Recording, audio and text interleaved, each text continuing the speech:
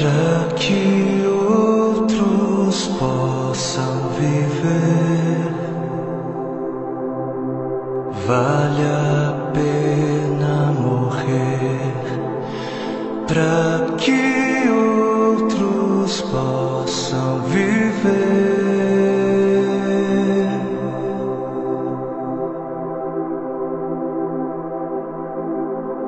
Para que outros possam sorrir.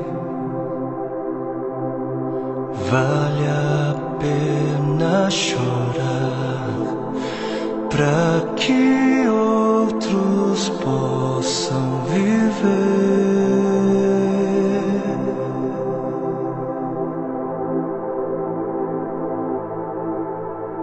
Portanto, visto que temos este ministério pela misericórdia que nos foi dada, não desanimamos.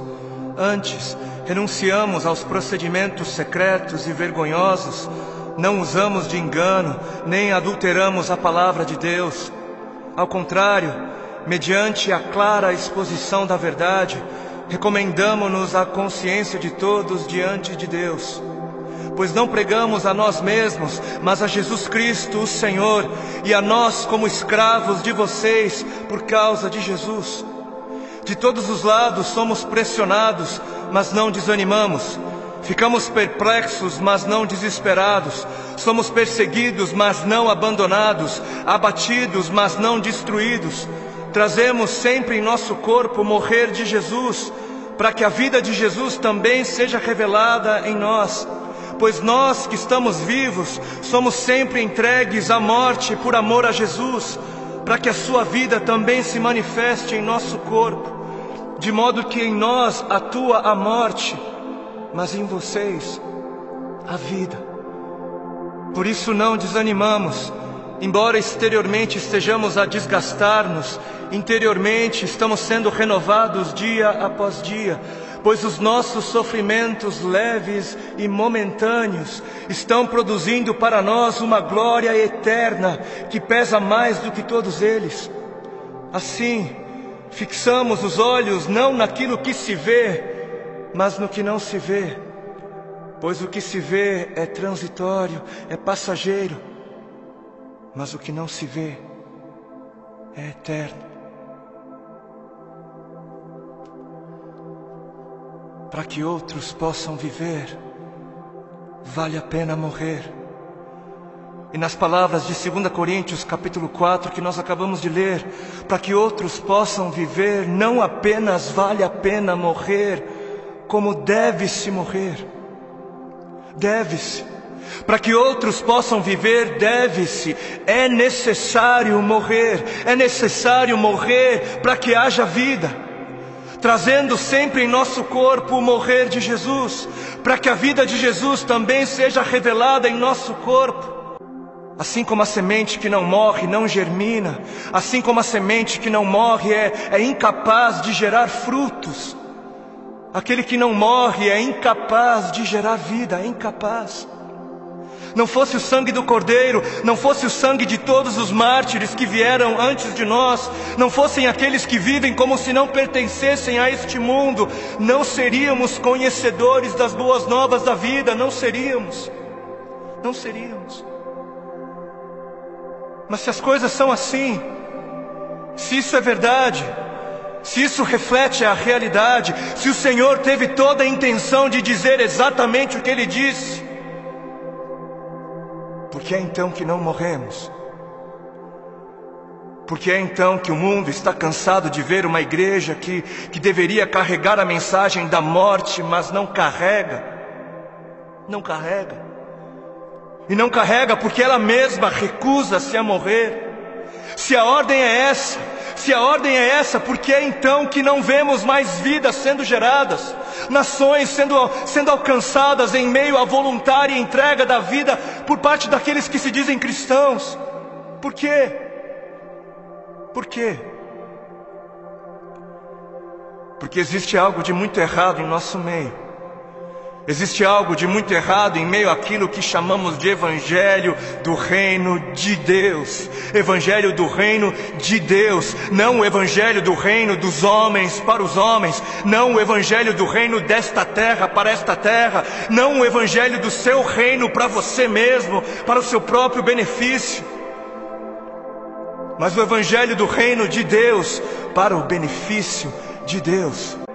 E o povo, por falta de líderes que preguem o que o povo precisa ouvir e não o que o povo quer ouvir, o povo está adorando outros bezerros de ouro. E o grande bezerro de ouro dos nossos dias é a bênção. O grande bezerro de ouro dos nossos dias é a vitória, é a conquista, é o bezerro da prosperidade, é a saúde, é o meu bem-estar, é o meu conforto, é a minha necessidade, é o meu reino, é a minha vida. 7 passos para alcançar a bênção aqui, 40 dias de jejum da vitória ali, 12 maneiras para ser próspero um pouco mais adiante, e 318 formas para você fazer com que Deus faça aquilo que você quer que Ele faça. Não importa se Ele queira fazer ou não, porque afinal o modelo de Jesus, não seja feita a minha vontade, mas a sua, serve para Jesus, serve para o Filho de Deus, não serve para mim, não serve para a igreja.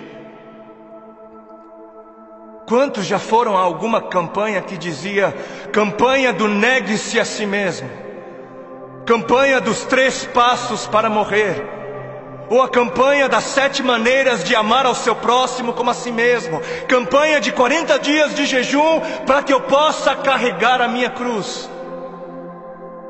Não? Nunca foi? Por que não? Ora, porque não é isso que é importante. Não é isso. Porque o importante é eu ter o carro do ano.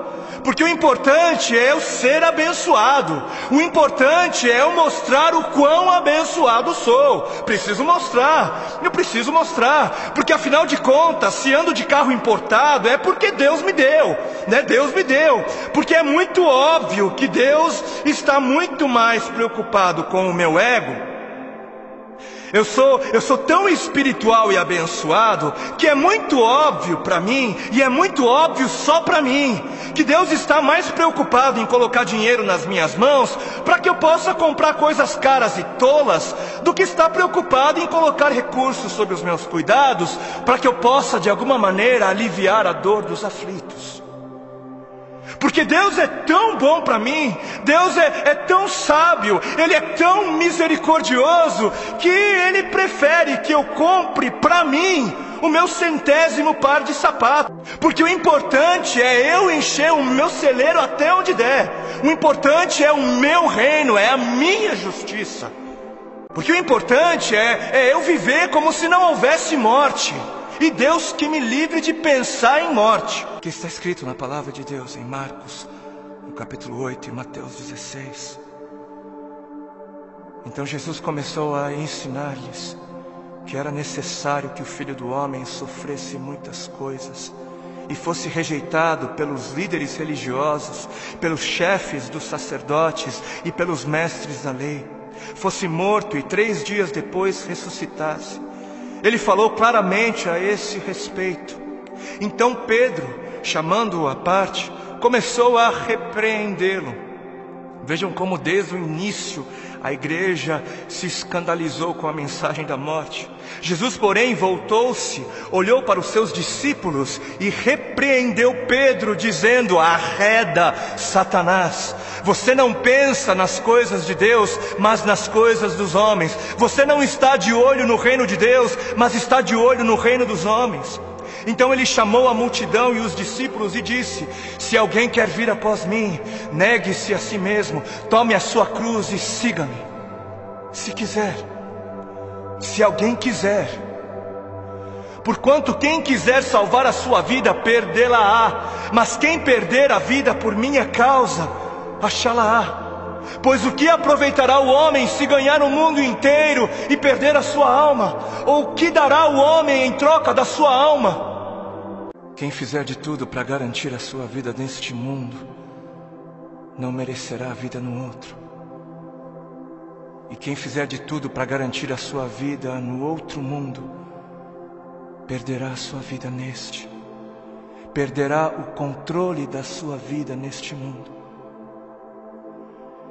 Quem viver de olho nos tesouros deste mundo, receberá somente aquilo que este mundo é capaz de dar. Mas quem viver com os olhos fixos no tesouro eterno, este receberá, este haverá de receber aquilo que a eternidade tem para dar.